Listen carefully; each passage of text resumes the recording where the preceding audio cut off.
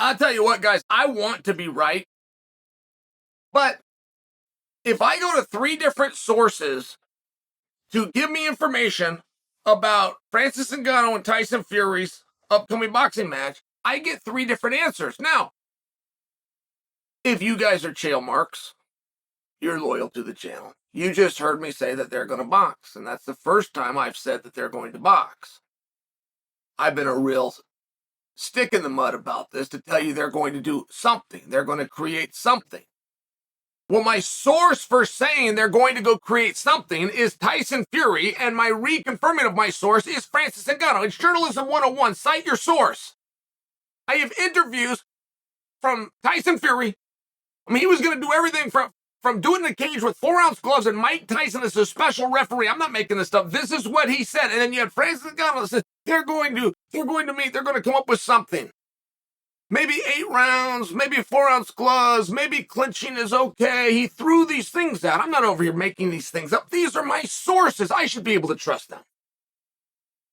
Can we give that to me?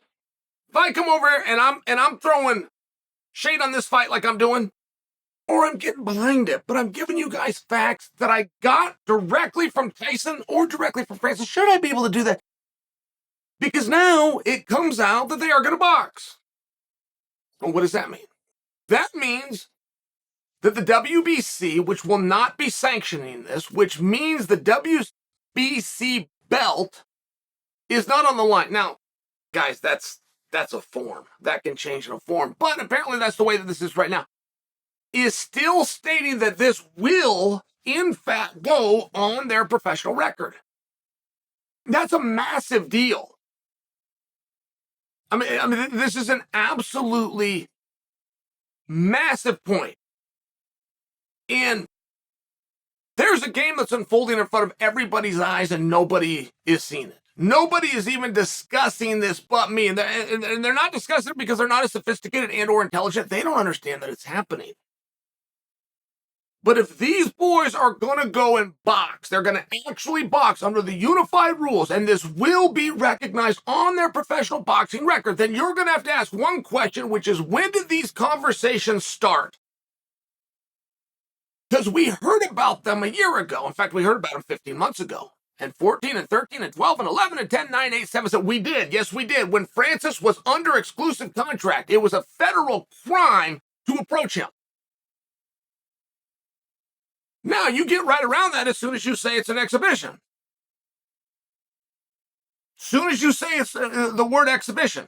This is the ultimate workaround where you find out that nobody has an exclusive contract on anybody. Now that it's back to boxing, they would either have to pay a loan-out fee or face a temporary restraining order for having a crime known as interference of a contractual agreement. Now that, you got to stay with me here, guys. That would only get tested by, that's not going to happen. That would only get tested by somebody who thought they were going to prevail. Nobody is going to go and file that motion, have a precedent set, which is going to get knocked down, and you're going to find out that match can happen anyway. There is no such thing as an exclusive contract. It's one of the two. It can't be both at the same time, and apparently these guys are going to go box. And you know what? I got to give them credit for that. If you're going to go do something, they should box. And it should go on their official records. There should be a risk. The WBC seems to be cooling the gang. I mean, their statement on this is that they have given Tyson Fury permission to go and do this. I don't believe that. I don't believe it at all. I think there was either a loan-out fee that they don't want Tyson to know about, or they were not invited to participate. I simply don't believe that they would give an athlete up to go into a situation that has such high risk with such small reward without either getting a check for what's known as a loan-out fee or giving massive resistance, of which they don't appear to be doing either. Now, my guess, and I've told you this before, my guess is the office of the WBC is the dude that answers his cell phone from the cab of his Prius, right, and says, "I'm in my office." That's what I imagine this is. But I got to bring it to your attention nonetheless. I don't care if it's his Prius and his cell phone or not. It doesn't make a damn bit of difference. WBC has sanctioning capabilities, and they have a lineage, and they have a history. And you're going to box them to the unified rules, or are you not? It turns out that they are. They said that they weren't. So I told you guys that they weren't. Now, I'm only as good as the information that I'm given, but I'm giving you the most latest where they say that they are. And I would be curious how we got to this point. I would be curious how we got this far. Tyson got all of us interested. Tyson has a big retirement fight. He's out at Wembley Stadium, 93,000 people. He's entertaining on the way to the ring. There's something about a throne and a king, and he gets in there and he tunes this guy up. I think it was around the 7th round. Cuts a promo and bring Francis in the ring. Now, the most interesting thing about that is that they kept it a secret. Nobody even knew. For that rumor wasn't even out. At least it never came to me.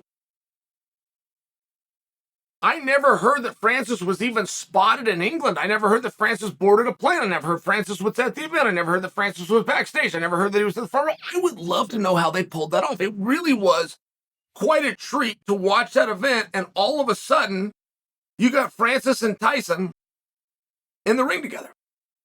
But I bring that to you as a historical reference because Francis had been telling us this was going to happen. Tyson, boom, here we are, ESPN Face-Off, 93,000 live. I'm retiring from this sport, but I'm going to make one up. I'm going to do it with this big guy.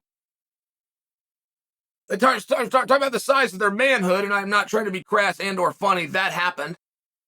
But then Tyson went in a different direction. And I don't believe he's boxed since then. I got a really good memory on this. But you know what? I wouldn't bet to that. I wouldn't bet you a single dollar. Even though I can't remember it. I can't remember who the opponent was. I can't remember where they did it. I just produced for you his retirement fight. He stopped the guy in the 7th round. He stopped partway to the ring and sat on a throne. I told you what the gate was. I got a good memory. I don't remember him doing another fight, but they say he's the WBC champion. If he would have retired the night that I referenced, that would have relinquished all belts. Which means he must have had another fight to then capture the belt. I don't remember it. I don't remember it. And if they refuse to accept the retirement of the belt, that would be, I would love to know that. That would be a really interesting story to me.